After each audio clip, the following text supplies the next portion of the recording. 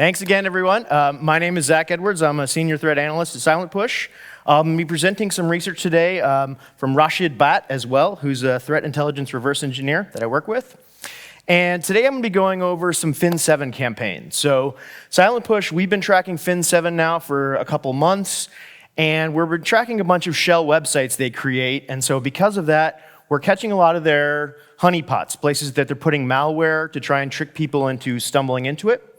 And I'm going to be going over a new campaign that they've launched with AI deepfake nude websites, which is a completely toxic topic, but they've essentially created websites to trick scumbags into downloading malware who wanted to use one of these nudify someone with an image. So we're going to be going through a couple different types of honeypots that they've got. And I'm also going to be talking about some of their attack methodology. FIN7 is a very interesting organization, and you can see on the screen here one of the phishing sites that they have which will deliver malware, or rather malicious sites they have that will deliver malware. And we call this one the requires browser extension sort of flavor of these attacks. And this specific one they've had since about January, and I'll be going through some examples, but these ones essentially, if you are searching for specific brands, they may have malvertising campaigns launched. So if you happen to click on one of the malicious ads, you'll get thrown into one of these requires browser extension landing pages. And if you happen to install the malware, you're going to get some surprise follow-on attacks. But just to take a step back, FIN7, they've been around since 2013. And a lot of folks here probably have investigated or been a part of FIN7 campaigns where they were looking into what was going on. They're also known as Sangria Tempest and a whole host of other names. And there's been several members who have been in jail since 2023. The Department of Justice indicted several people, but there are still dozens of members of FIN7 who weren't put in jail.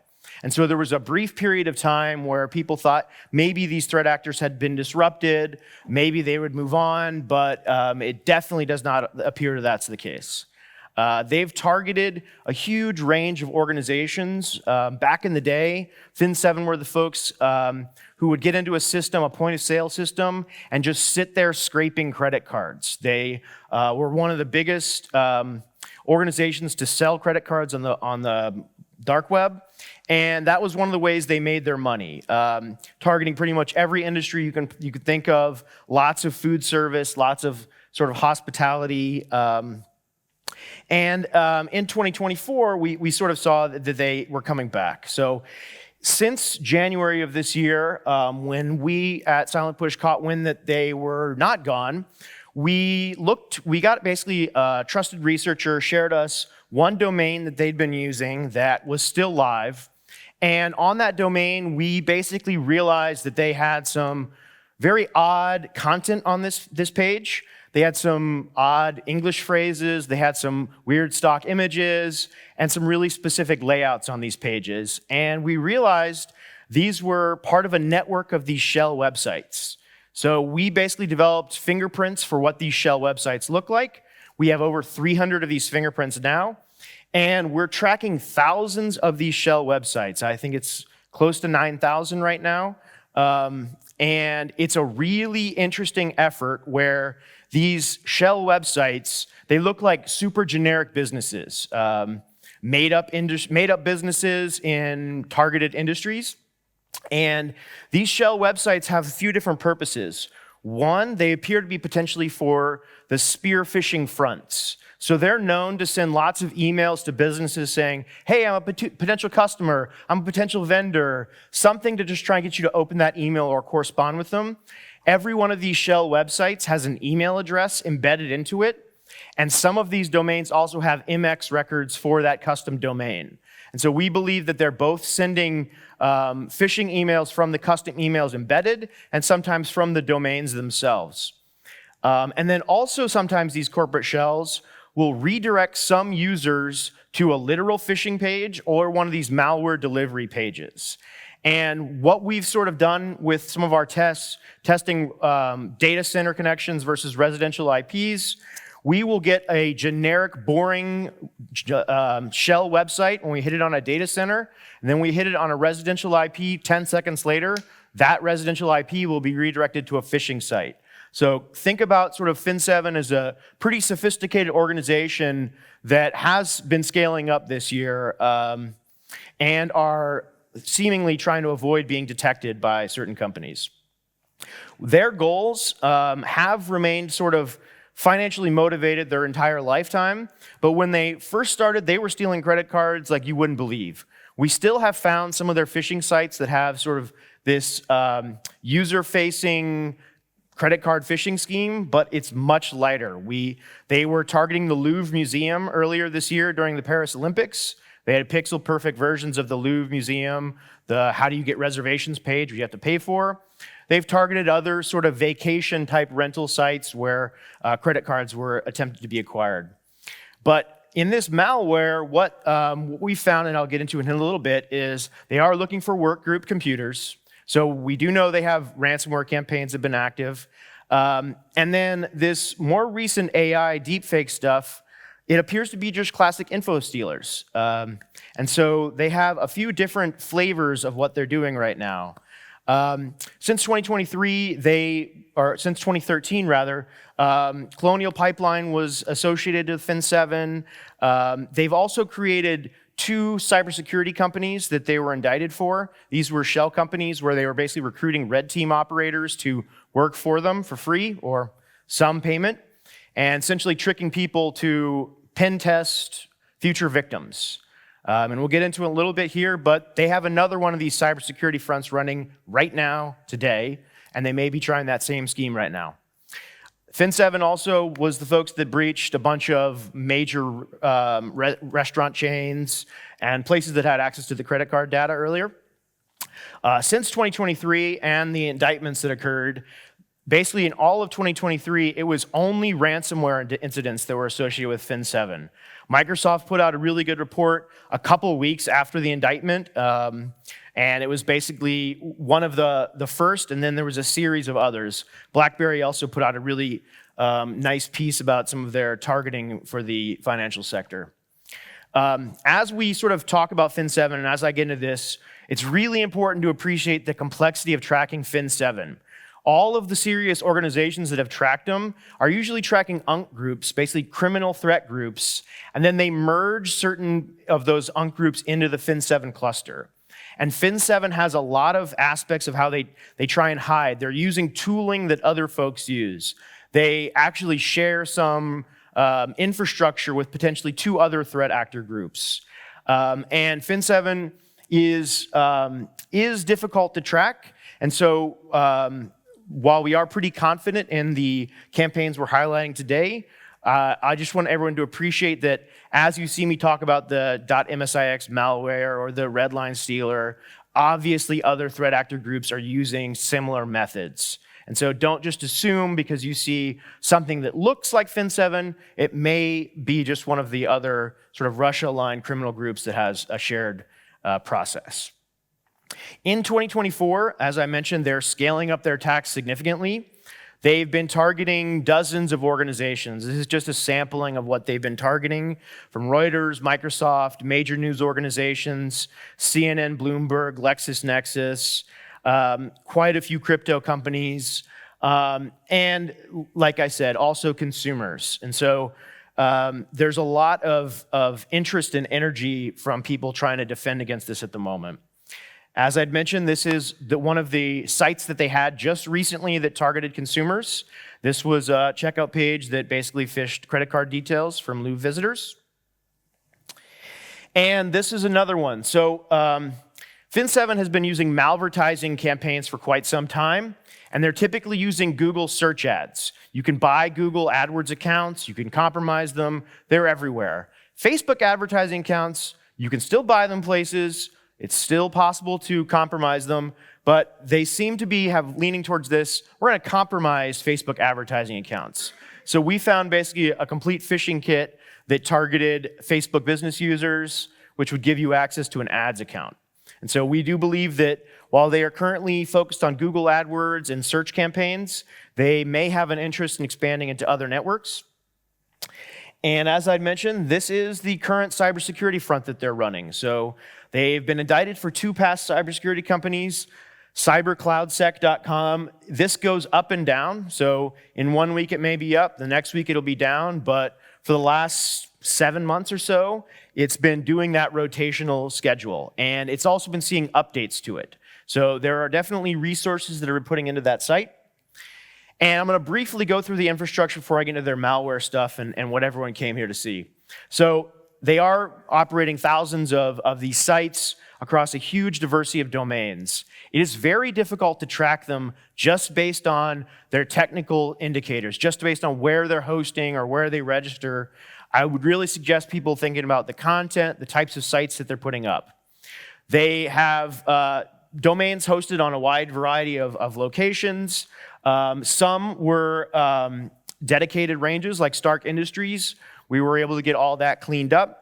But many of these are on giant hosts, and we've been successful with some, less successful with others.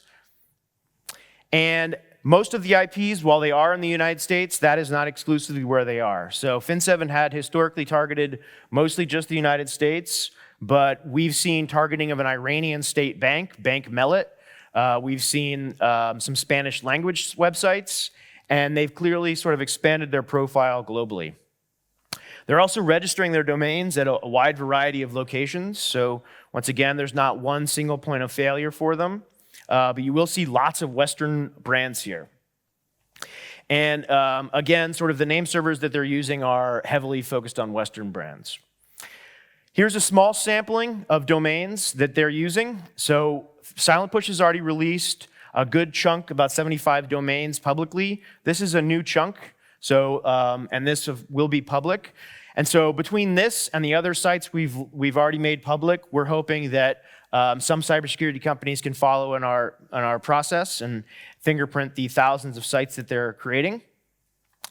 Now, here's where we're going to get into the fun stuff. So the requires browser extension honeypot has basically been identified since earlier this year. There's been some really good reports. These came from malvertising. So a few organizations who track malvertising campaigns were really the first to target this. And these targeted a whole bunch of brands where if you searched for SAP Concur, Microsoft, Reuters, variety of other orgs, and you saw that promoted ad and you clicked it, you throw you into this experience where it says, ooh, sorry, you can't read our homepage. We have a new browser extension to facilitate safer and more private reading, and a whole bunch of rhetoric they threw in there. If you download it, you've got yourself some net support rat. And what's interesting about this is, so this is .MSIX malware, which to execute it, it does need to be signed, and we're going to get into that here in a moment. But they basically also have another version, this SharePoint one, which doesn't have the required browser extension. It basically gives you an error message. So we know they are dipping their toes into other versions of this. And it's kind of interesting. So one of the signed, or rather this specific one that we got in this example, came from a Chinese manufacturing company, Tangzhou. I'm not going to try and pronounce this, but basically it was signed certificate to execute as soon as you double click it. And this happened to be targeting LexisNexis. And there was a really good presentation earlier today on .MSIX malware and how this basically process is occurring. It is a super interesting process where these are either being sold or stolen, and the vast majority are being sold. It's much easier for people to sell these than steal them, and so there's a healthy market in the dark web for buying certificates like this. And in this example, it basically was looking to make sure the computer was in a work group. And so in this first example where it was a lot of major brands from Thomson Reuters to CNN to Wall Street Journal, these types of brands may be more likely searched by a C-suite, a lawyer, someone who's maybe higher up on the business side. And so it is a bit alarming that this specific malware campaign of theirs was looking for a work group, because it's almost guaranteed that if it isn't a work group, they are going to try to deploy ransomware into your environment. And so Basically, half of the campaigns that we're seeing right now do appear to have that goal to have ransomware on the back end of it. And the other half of the campaigns we're seeing are stuff like this. So there was an hour ago, 404 Media just covered this. So all these sites are now down. But about 48 hours ago, they were all up. And FIN7 has basically been creating so many of these, they actually have 2 versions of this site. They appear to be A/B testing which one is going to get more infections. And so it is a very interesting effort. We call these sort of honeypots because they've set them up all across the internet, and they're trying to get folks to stumble into them with a few different methods to sort of expose this on the internet. Now, how did we track these back to being FIN7? So that's usually people's first question. So what's interesting about each of these sites, they forgot to remove the old pages on them that had the shell content that we were tracking. And so each one of those domains, when they first launched, they actually looked more like what you see here in those images. They were shell websites. One of them was a digital marketing firm that promised AdWords support. The other was some weird shipping company. But basically, you could go to each of those HTML pages and see the old versions of the sites. And so it was pretty easy once we'd been tracking them. We saw the change, that they had changed from stock content to something else. And we pretty quickly realized these were definitely FIN7. They had just changed some of the content to their targeted honeypot. And there's something also very different about these sites. So FIN7 typically has almost no JavaScript on these sites. They are not trying to track what's going on with classic web analytics, but these AI deepfake sites had Yandex Analytics and Facebook custom audience code. So like I mentioned with that Facebook Business Manager, it does appear they have some interest in Facebook ads, and this was actually pushing data into a Facebook account to support retargeting ads. And so while we never actually caught those retargeting ads, don't know exactly what the process was or what their thought process was here, but this was set up to serve Facebook retargeting ads to certain users who went there. And this first version of the site is the simple version. And this basically was, when you go to the site, prompt, like really high on above the fold, it says free download. And across it, there's a few other free download links, and every single one of them takes you to an external domain. And what's interesting about this is these download domains have a very specific template. So once you find this file is ready for download page, you will find hundreds more like it. And we haven't determined exactly, is FIN7 behind all of these? Because they're pretty much all serving malicious content. And we haven't answered that yet. So that is basically a mystery for some folks to help us solve. Once you basically realize that those sites exist, they are sort of the second step, apparently, for quite a few other malicious pages. And so once you basically went into that second page with the free download link, the payload was associated with the Dropbox URL. And we have seen a few other cloud hosts beyond Dropbox. They probably will just use everything that will allow them to host a file. So we expect to see some rotations on that part. And then one of the other interesting parts about each one of these sites, so every single one of those sites had a link at the bottom for best porn sites. And this linked to a content website that was ranking deepfake AI nude tools. So it's basically a website for scumbags to find scumbag software. But we think that they may actually have been running this website. We think that they may actually be in control of this website. And certain aspects of parsing this website, it should be up still. It promotes a lot of similar types of websites, and we haven't even had time to analyze all of the downloadables from them.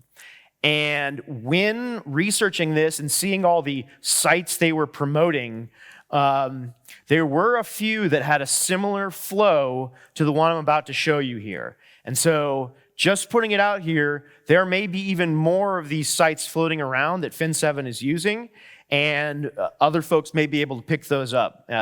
This is quite fresh research, as you can expect, or as you can hear.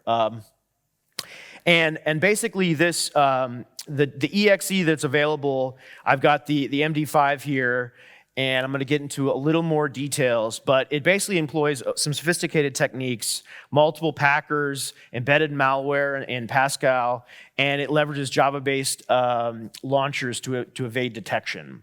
So this Deepfake AI Nude generator is pretty sophisticated. So it's using inno setup for the initial packing, and inno setup basically interprets the Pascal code, and it basically has a, it falsely detects it as Borland Delphi.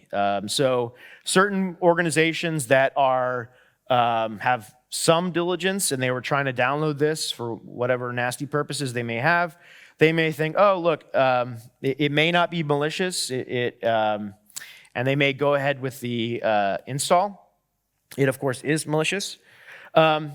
And basically that inno setup payload, it connects to remote servers. When you parse this code, heavy string obfuscation, it will detect if you're in a virtual environment and has execution control.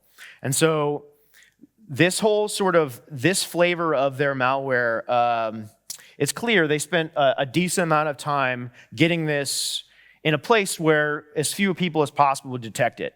And based on the fact that those 7 websites were online for a decent amount of time, and there were 0 detections for most of them in VirusTotal and elsewhere, it seems like it basically worked, what they had done. The inno setup strings are basically encoded using a custom algorithm, but if you decode them with Python, it gives you kind of a clearer picture of that execution flow, which you can kind of see there with that picture. But in this execution flow, there was a really interesting string for Steam community. And so as we were doing this, we were like, well, why would they be trying to make requests over to Steam? And then we realized that it was actually a profile that had a very specific character in it, that I1IL. And we realized that by searching on Steam for that string, you would get all the C2s that they were using.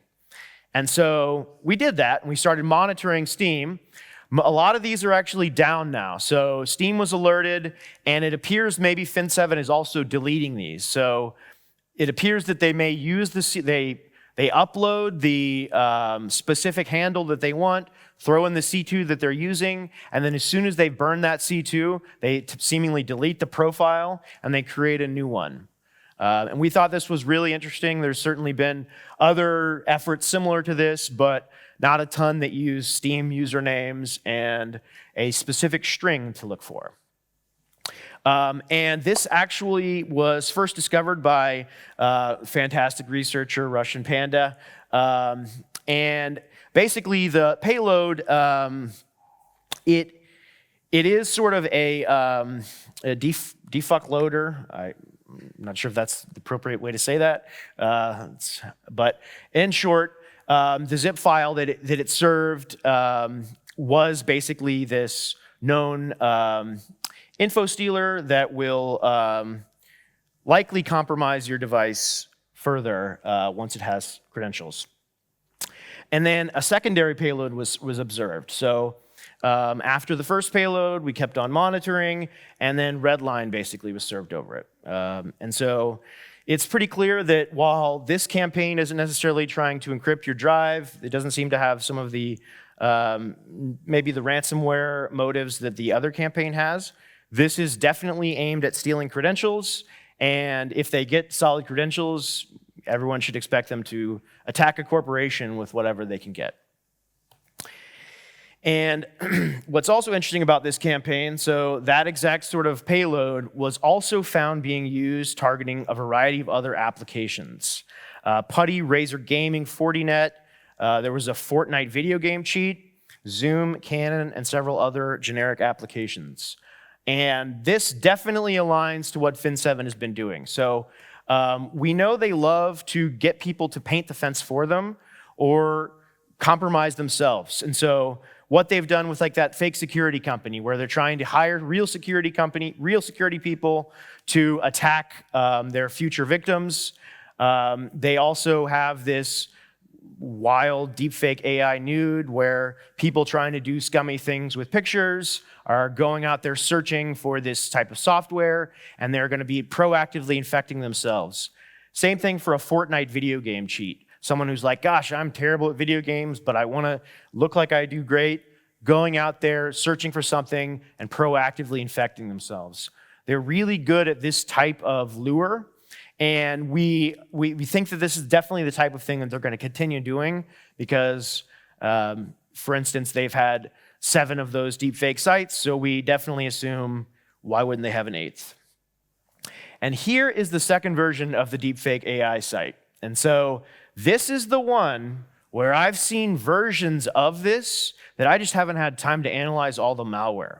And I think there's other deepfake AI nude companies offering this ridiculous, unethical product that actually will be serving malware if you go through the process. And so the way these ones work, when you land on the site and you click on a free trial, it immediately takes you to a page that says, upload the image to get started. If you upload any image, then it immediately prompts you with a trial is ready for download. And you have to agree to the terms. And then once you've agreed to the terms, then it serves you the malware. And we thought this was a really sophisticated way to walk someone through this process so that you're not just throwing the malware right at them. And this also makes it harder for automated scanners to pick up the files. And so there's a lot of reasons why a sophisticated organization may do this. And this certainly wasn't done in an afternoon. It seems like they spent some time on this. And like I said, I found other examples that looked very similar to this.